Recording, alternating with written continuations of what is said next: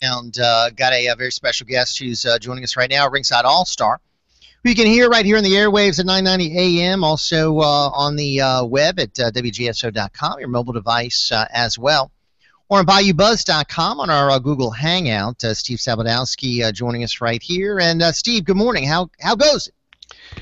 Good morning, Jeff, and how are you? Doing great. Great. So let's get right into the issues, and later on today, Steve, on the program, will be hearing from a pollster who's been covering this race in Mississippi closely. We just played for the listeners an ad Brett Favre did for Thad Cochran, the 42-year incumbent. I hear it's going to be close. I think Thad Cochran maybe has got the advantage as far as the money goes. Certainly he's got the advantage as far as the endorsements. Do you have any inkling, any gut feeling on how that's going to turn out? No, not at all. I mean, absolutely not. Do you? Well, I mean, no, and that's why we're bringing on the pollster. I had been hoping for the Tea Party candidate, obviously. I'm all for him, not for Thad Cochran. I mean, I'm for term limits. 42 years, I think, is obscene. And, I'm hoping that he'll go. I mean, he's in his late 70s. He's been there for too long. But I don't know. I mean, John McCain, another guy who's been there too long, he's campaigning for him. Brett Favre, legendary quarterback, Mississippi hero, he's for him. So he's obviously going to be a hard guy to beat. And it just shows you the power of the incumbency. Sure. I mean, there's no question about that. I mean, the incumbent definitely has tremendous power, prestige and ability to raise money, and we'll see what happens. I'd be very curious. You going to write about it today? Oh, I may. I've got another idea I might be sharing with you later about what I might write about at BayoUBuzz.com, but I think there could be implications here for the race in Mississippi, because I'm hearing from, like, my sister in Mississippi saying, oh, well, we need Thad. He's good for the state. And that's the same argument being made by a lot of folks saying, hey, we need Mary Landrieu. She's good for the state. She's influential, powerful, clout. And I don't think you can make that argument for just Republicans and not make the same argument for Democrats as well. Sure. I mean, I definitely agree with that. And, you and I differ in terms of the importance of clout in Congress. I mean, I consider it to be very important. I wrote a column about it last week, and basically what I wrote was that, well, if Scalise, why not Landrieu? And in no way is this a endorsement of anybody. But I do think that you have to recognize the clout that does exist, and do you want to give up that clout? And what I'm saying is that if you're out there saying, well, Scalise is going to be good for Louisiana because, he is now number 3 Republican in the House, which I think that's correct. I think that's true, and I think that we should be proud of him, whether he's Republican or Democrat. We should be proud of him, and we should expect something because of his incredible ascendancy in the House of Reps, and at least in terms of the Republican Party, the House of Reps. So, why not? If that's your feeling, if you're proud of that for that reason, and expect something in because of his clout, then I think that you should expect the same for and be proud of Mary Landrieu too. Now, it doesn't mean that you should vote for her for that reason, but to just completely dismiss it, that the clout. I totally disagree. Yeah, you also have to talk about voting record, right? You have to look at where the candidate stands as well as what they bring home, and whether they're voting in a direction that's in line with the state or not. I think Steve Scalise is in line with his district. I don't think Mary Landrieu is in line with the state. So, and I certainly made that argument with the column, and that is that I think you have to factor all that in. But to say, look, seniority is irrelevant, is not important, and that her clout is not really going to help Louisiana, and really, quite frankly, I was taking issue with the National Republican Party, the National Republican Senatorial Committee, that was saying that Mary Landrieu's position in the committee chairwoman of the Energy Committee, Energy and Natural Resources, was actually hurtful to Louisiana. I got to tell you, I mean, I think that's just a lot of junk, and there's no way that it's hurtful to Louisiana. I think her voting record is hurtful to Louisiana. Well, that's it. Okay, and that's a different issue. That's a different issue. Voting, but don't tell me that her position in terms of her positions in the committee, whether it's small business or say the Homeland Security or energy, that don't be dismissive and say it's hurtful. Not just dismissive, but trying to turn it around and say, well, because she's so powerful, we ought to get rid of her because she's not helpful to Louisiana in terms of energy. Come on, I mean, weigh everything. Yes, absolutely, including a voting record, and it's not in step with I think the voters, Louisiana. And that's a problem. That's an issue she's going to have to deal with it. Yeah. Our talk line 504-556-9696. Jeff Crouere here, Steve Sabludowsky with us. Email address jeff@wgso.com. Also, I mentioned, Steve, that this week Colonel Rob Maness announced that he had gone over $1 million in fundraising. He has received 22,000 donations from 17,000 different donors. I think that's pretty darn impressive. Sure. Your thoughts? Oh yeah, absolutely. I think it's impressive. I think it shows the influence the Tea Party here in Louisiana, and whether or not it translates into a greater percentage of voters in the jungle primary. I mean, we'll see. I think the constant negative ads about Cassidy has got to be having an effect. A lot of them on the radio, a lot of them coming on TV. He's getting hit pretty hard. Yeah, he has yet really defined himself, and for an example, I don't know where he stands in the area of say the Affordable Care Act, aka Obamacare. He says he wants to replace it. Okay, is that the same thing as repealing it? I don't know. I think that is he doing a bidder and saying that that he would be in favor under certain circumstances to allow for the Medicaid expansion? I don't know. I mean, these are word games, but they have meaning. And then his comments that people aren't signing up for Obamacare because maybe they're illiterate. That could have been a real faux pas that I think might hurt him. Well, I think the Democrats made way too much of that. Mm-hmm. I mean, I don't think that. I think there is an element of their, whether you call it illiterate or uneducated. Certainly, I don't think they're, and I want to make sure I use my words right here. But I don't think that they're savvy about healthcare insurance, and they're not that knowledgeable about insurance and computers. And there is obviously an issue about education in terms of their reading level. Mm-hmm. Now, that's true. Whether they're white or black. That's just the way things are. And I'm sorry. I think that just too much was made out of. Do you think the Democrats are pounding him too hard? I mean, do you think they're unfairly attacking him?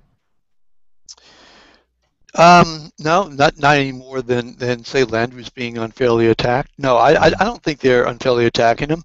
Um, on that issue, I haven't heard them make. Have they made anything about that in terms of? Actually, it's conservatives that are, I think, attacking him on his comments about what they're calling Cassidy care, which is sort of his version, I Right. guess, of Obamacare. I guess you had Romney care, now you've got Cassidy care. And So, you also had general care.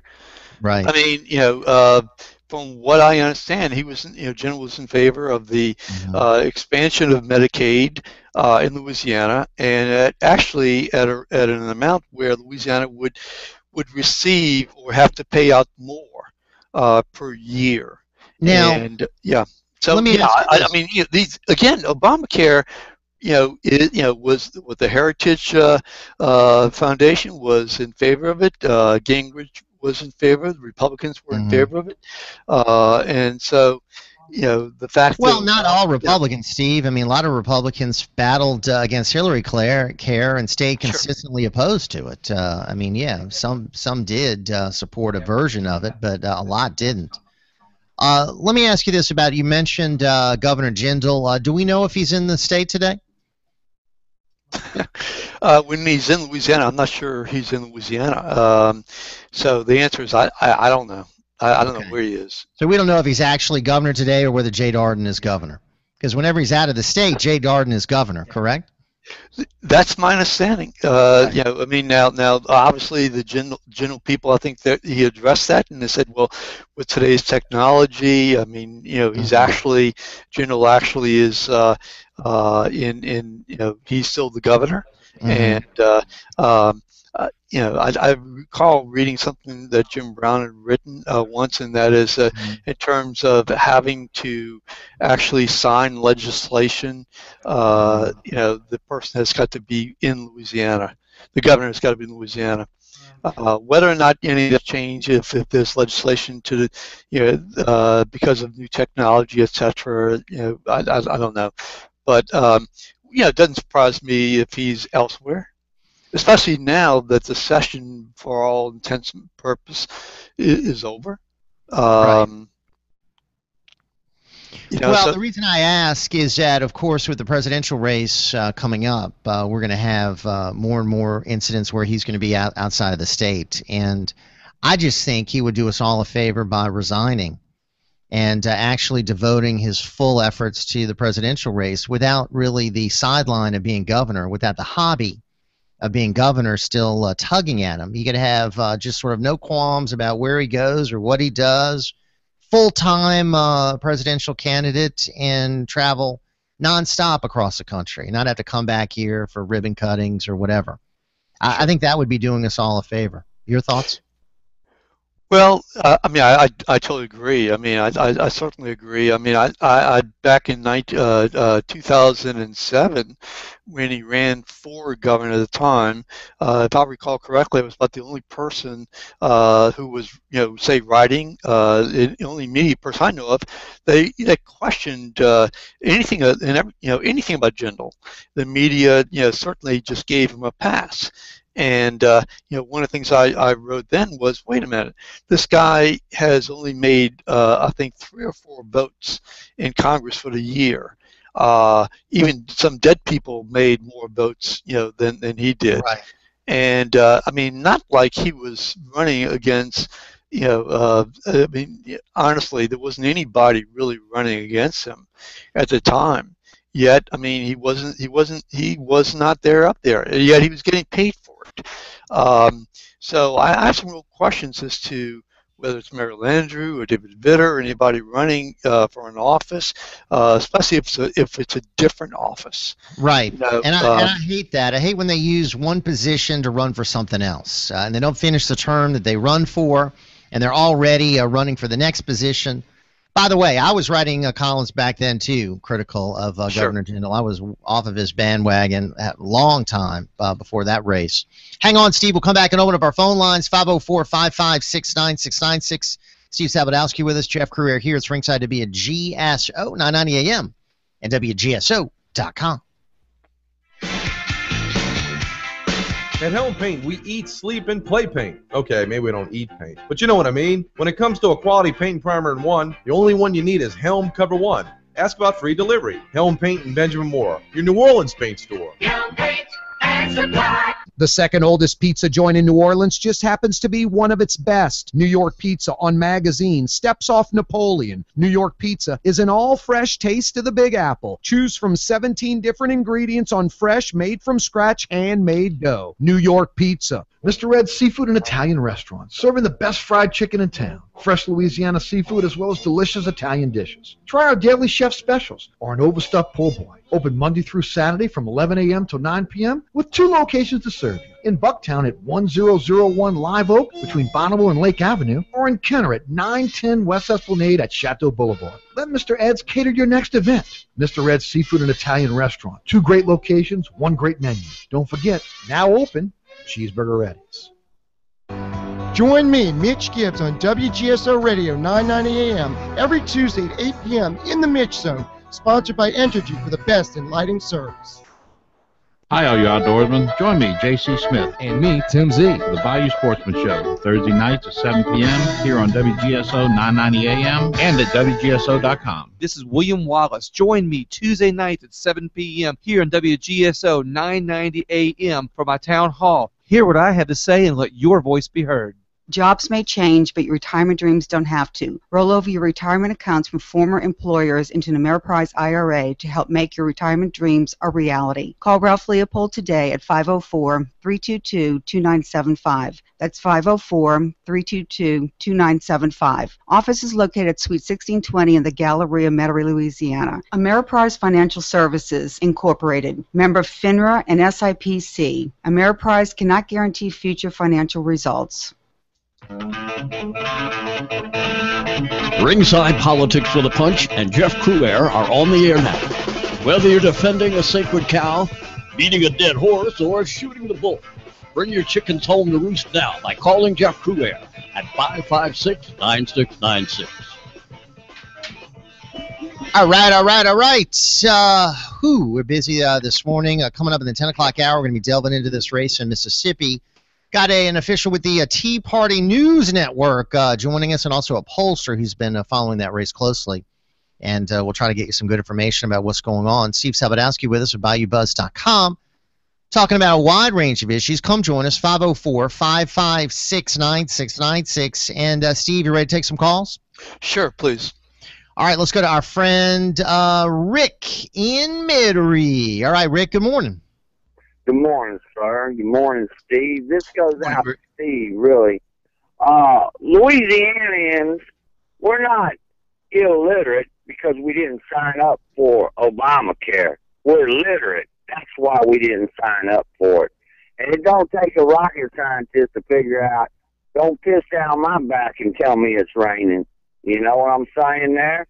Most of you coon asses do anyway. That's all I got to say. Bye. Rick in Metairie.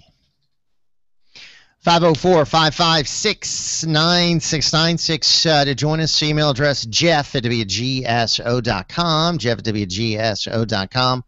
Let's keep it rolling, Steve. Let's go to James in Metairie. All right, James. Good morning, sir. How are you? Well, Jeff, good morning. Thank you. And hello, Steve. Jeff, a couple of things. Bobby Jindal is not going to resign. He'd be accused of quitting, like the quitter from Wasilla, Sarah Palin. It ain't going to happen. Number two, Jeff, you said this morning with absolute certitude and total confidence, and I know, Jeff, you get a lot of your information from your army of conservative contributors, concerning this poor woman who was condemned to death over another part of the world over there. Well, Jeff, you said it was strictly because she was a Christian. False. The woman's husband is quoted as saying that her relatives, and this is from one of the English newspapers, easily accessible, her relatives want to gain access to her business interests, which include a hair salon, a shopping mall, and agricultural land.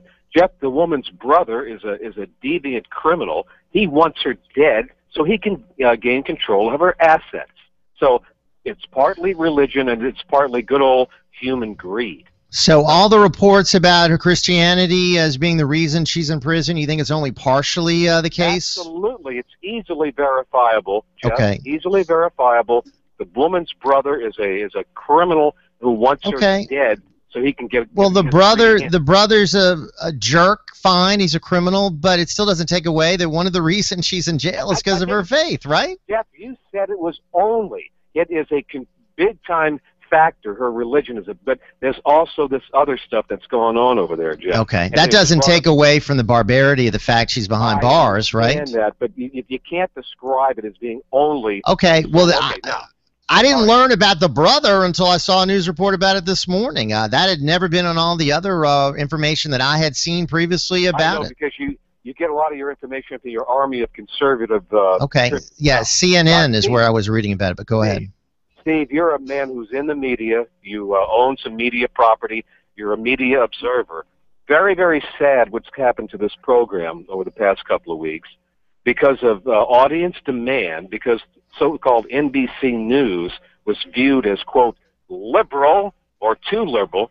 The people running the station here in the program decided to search around, and they found a so-called news, in quotes, source, namely Glenn Beck's The Blaze News. Well, Glenn Beck, when he was on Fox for a while, he was interviewed by Megyn Kelly. He admitted to trying to tear the country apart.